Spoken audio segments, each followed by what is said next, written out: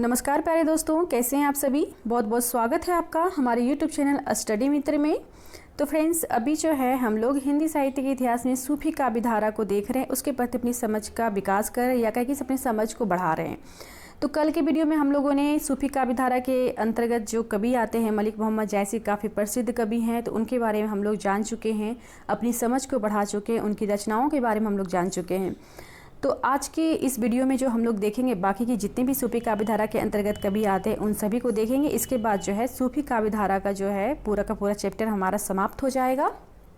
तो चलिए देखते हैं बाकी के कवियों को। सबसे पहले आता है नाम उस्मान का। तो ये जहांगीर के समय के कवि थे। किसके समय के कवि थे? ये जहांगीर के समय के कवि थे। क्वेश्चन में आपसे ये पूछा जा सकता है कि उस्मान जो थे किसके समकालीन कवि थे? तो जहांगीर के समकालीन कवि थे, ठीक है। और इनका निवास स्थान कहाँ है? तो इनका निवास स्थान जो था वह था गाजीपुर। कहाँ था? गाजीपुर। इनके पिता का नाम था शेख हुसैन और गुरु जो इनके हुए थे वह हुए थे हाजी बाबा, या कहें कि हाजी बाबा के ये शिष्य हुए, ठीक है। अब देख लेते हैं विशेष तथ्य। तो चित्रावली जो है इनकी प्रमुख रचना है। चित्रावली इनकी क्या है? प्रमुख रचना है। और चित्रावली की रचना कब हुई? तो 1613 ईस्वी में हुई। कब हुई? 1613 ईस्वी में। और ये चित्रावली की जो भाषा है वह क्या है? तो भाषा जो है इसकी क्या है? अवधी है। और शैली की अगर बात की जाए तो किस शैली में ये लिखी गई है? तो दोहा चौपाई शैली में लिखी गई है। वैसे भी आपको पता है कि सूफी काव्यधारा के अंतर्गत जितनी भी रचनाएं हुई है सारी के सारी अवधी भाषा में ही रचनाएं हुई है, ठीक है। अभी तक आप जितनी भी देख रहे हैं सारे के सारे अवधी भाषा ही है। तो चित्रावली की रचना 1613 ईस्वी में हुई। इन्होंने अपनी रचना का उद्देश्य क्या बताया है देख लेते हैं। इन्होंने अपनी रचना का जो उद्देश्य बताया था वह बताया था कि अमर होने की इच्छा पूर्ति करना, ठीक है। इसमें यानी कि यह जो चित्रावली काव्य है इसमें जो कहानी है उस कहानी में यानी उस कहानी का जो मुख्य उद्देश्य है वह यह है अमर होने की इच्छा पूर्ति करना, ठीक है। ये आप ध्यान में रखेंगे। क्वेश्चन ऐसा पूछा जा सकता है कि अमर होने की इच्छा पूर्ति करना किस काव्य में बताया गया है? तो किस काव्य में बताया गया? चित्रावली। चित्रावली किसकी रचना है? तो उस्मान की रचना है। चित्रावली की रचना कब हुई है? तो 1613 ईस्वी में हुई है, ठीक है। सभी बातों को आपको ध्यान में रखना है। चित्रावली में जो कहानी है उस काव्य में, चित्रावली काव्य में तो कौन सी कहानी है? तो इस काव्य में जो कहानी है वह है नेपाल के राजकुमार है जिसका नाम है सुजान। नेपाल का राजकुमार जिसका नाम है क्या? सुजान। और रूपनगर की राजकुमारी जिसका नाम है चित्रावली। उसी की प्रेम कथा का वर्णन इसमें किया गया है। चित्रावली में अंग्रेजों के द्वीपों का भी वर्णन किया गया। किसका? अगर आपसे क्वेश्चन इसमें घुमा के पूछा जाएगा, क्योंकि ये तो सबको पता रहता है कि चित्रावली में किसका वर्णन किया गया है। इसके अलावा ये पूछा जाएगा या फिर क्वेश्चन में ऐसा दे दिया जाएगा कि अंग्रेजों के द्वीपों का वर्णन किस काव्य में हुआ है। तो ऑप्शन आपके पास तो रहेंगे ही, तो आपको पता होगा ये चित्रावली में, तो चित्रावली आप आंसर लगा देंगे। तो चित्रावली में क्या है? प्रेम कथा के वर्णन के साथ साथ अंग्रेजों के द्वीपों का भी वर्णन किया गया है। बिल्कुल आप ध्यान में रखेंगे इसे। अब है शेख नबी। तो ये जौनपुर जिले में दोस्तपुर के पास मऊ नामक स्थान के रहने वाले थे। कहाँ? मऊ नामक स्थान के रहने वाले थे, जौनपुर जिले के, ठीक है। ये भी जहांगीर के समय के कवि माने जाते हैं। इनकी प्रसिद्ध रचना है ज्ञानदीप। ज्ञानदीप इनकी प्रसिद्ध रचना है जिसकी रचना कब हुई है? तो 1619 ईस्वी में हुई है। कब हुई है? 1619 ईस्वी में। अगर भाषा की बात की जाए कि इसकी भाषा कैसी है ज्ञानदीप की, तो इसकी भाषा जो है वह है अवधी। और शैली कैसी है? तो दोहा चौपाई शैली है, ठीक है। अब देख लेते हैं कासिम साहब। तो इनकी प्रसिद्ध रचना जो है या कहें कि प्रसिद्ध काव्य जो है इनकी कौन सी है? वह है हंस जवाहिर, ठीक है। कौन सी है? हंस जवाहिर। और इसकी रचना कब हुई है? तो 1731 ईस्वी में रचना हुई है। हंस जवाहिर की रचना कब हुई है? 1731 ईस्वी में ये लिखा गया है, या कहें कि इसकी रचना जो हुई है 1731 ईस्वी में हुई है। भाषा की अगर बात की जाए तो भाषा अवधी है। शैली जो है वह दोहा चौपाई शैली। आप देख रहे हैं कि सारी रचनाओं में भाषा जो है वह कौन सी भाषा है? अवधी भाषा है। अब आती है बात नूर मोहम्मद की। तो ये दिल्ली के बादशाह मोहम्मद शाह के समकालीन थे, ठीक है। किसके समकालीन थे?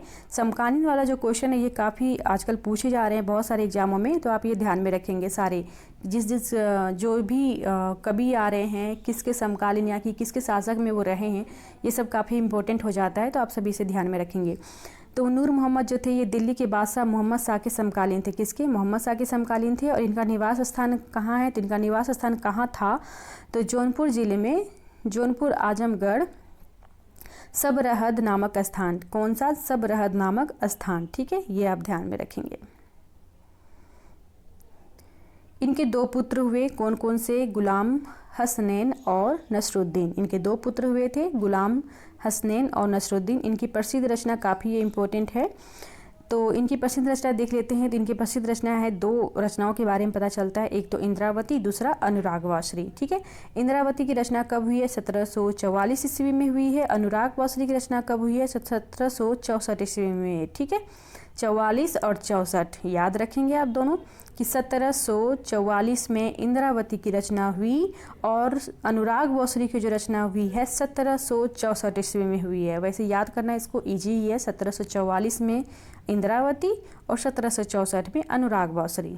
लगता है आपको याद भी हो गया होगा, मैं इतने बार बोली तो। भाषा इसकी कैसी है? तो भाषा अवधी है। शैली की बात की जाए तो दोहा चौपाई शैली में इंद्रावती की रचना हुई है और अनुरागवासरी की जो रचना हुई है वह हुई है भैरवी शैली में। ठीक है, भैरवी चौपाई शैली में, यानी कि प्रयुक्त छंद जो इसमें कौन सा है? तो भैरवी चौपाई, ये आप ध्यान में रखेंगे। इंद्रावती में कालिंजर के राजकुमार राजकुंवर, कहाँ के राजकुमार? कालिंजर के राजकुमार राजकुंवर और आगमपुर की राजकुमारी इंद्रावती की प्रेम कहानी है। ठीक है, इसी दोनों की प्रेम कहानी के बारे में इसमें बताया गया है। अब देख लेते हैं, यहाँ पे थोड़ा सा नोट करने वाली बात है कि आचार्य शुक्ल ने नूर मोहम्मद कृत इंद्रावती को सूफी आख्यान काव्यों की अखंडित परंपरा की समाप्ति माना है। आचार्य रामचंद्र शुक्ल ने नूर मोहम्मद के इंद्रावती के साथ ही इन्होंने माना कि सूफी आख्यान में काव्यों की जो मतलब सूफी काव्य धारा के अंदर जो काव्य रचे गए इसके साथ ही समाप्त हो जाती है ये। तो आचार्य शुक्ल ने नूर मोहम्मद कृत इंद्रावती को सूफी आख्यान काव्यों की अखंडित परंपरा की समाप्ति माना है। पुहकर कृत रसरतन है, जिसमें कि राजकुमारी रंभा और सोम के प्रेम का निरूपण किया गया है। ठीक है, पुहकर की जो रचना है वह कौन सी रचना है? रसरतन है, जिसमें कि राजकुमारी रंभा और सोम के प्रेम का निरूपण किया गया है। बस आप ये ध्यान में रखेंगे कि पुहकर की रचना कौन सी है? तो रसरतन है, काफ़ी इम्पोर्टेंट है वो। अब जान लेते हैं ज्ञान। ज्ञान नहीं, मैं लिखने टाइम भी मैं ज्ञान ही लिख रही थी, इसलिए मेरे मुंह में बैठा हुआ है ज्ञान, तो मैं ज्ञान बोल दी। जान कवि, ठीक है, कौन से कवि? जान कवि। इन्होंने सबसे अधिक संख्या में प्रेम कहानियों की रचना की। ये काफ़ी इम्पोर्टेंट है, आपसे क्वेश्चन में ऐसा पूछा जा सकता है कि सूफी काव्य धारा के अंतर्गत ऐसे कौन से कवि हुए जिन्होंने सबसे अधिक प्रेमा कहानियों की रचना की? तो कौन कवि हुए? तो जान कवि हुए। ठीक है, बिल्कुल आप ध्यान में रखेंगे। इन्होंने 78 काव्य ग्रंथों की रचना की। कितने काव्य ग्रंथों की रचना की? तो 78 काव्य ग्रंथों की रचना की, जिनमें 29 जो है क्या है? वह प्रेमाखान्य। क्या है? प्रेमाखान्य है, जिसमें कि कुछ प्रेमाखानियों का नाम इस प्रकार से देख लेते हैं। तो कथा रत्नावली, कौन कौन सी? कथा रत्नावली, कथा कनकावती, कथा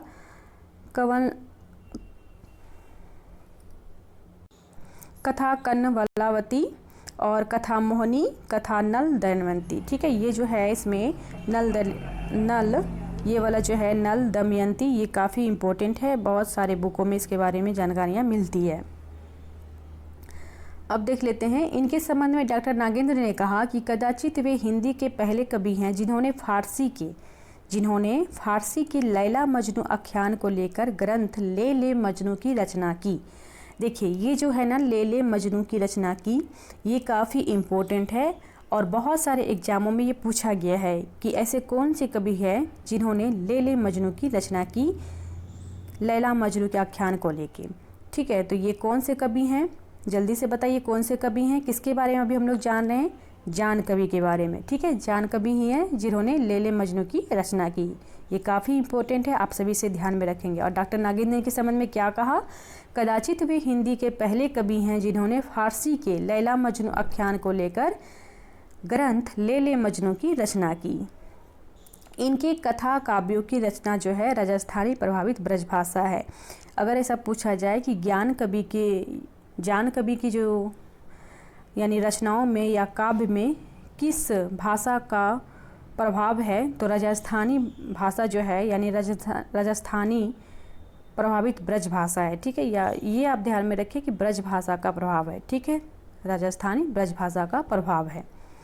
तो ये थे आज की सूफी काव्य धारा के महत्वपूर्ण कवियों की जानकारियाँ। इसके बाद जो है हम लोग सूफी काव्य धारा को समाप्त कर चुके हैं। नेक्स्ट वीडियो में हम लोग क्या करेंगे, सिर्फ और सिर्फ जो है ऑब्जेक्टिव क्वेश्चन को देख लेंगे। संत काव्य के महत्वपूर्ण क्वेश्चनों को देखेंगे और सूफी काव्य के भी महत्वपूर्ण क्वेश्चनों को देखेंगे, क्योंकि ये दोनों में से बहुत सारे क्वेश्चन पूछे जाते हैं एग्जाम में, तो ये काफ़ी इंपॉर्टेंट है। तो मैं ऑब्जेक्टिव क्वेश्चन जरूर लेके आऊँगी, सारे के सारे इंपॉर्टेंट क्वेश्चन होंगे और आप सभी को भी बहुत अच्छा लगेगा, क्योंकि आप सभी ने पढ़ा है संत काव्य को अच्छे से और सूफी काव्य को भी बिल्कुल उसी से क्वेश्चन रहेगा और बहुत मज़ा भी आएगा।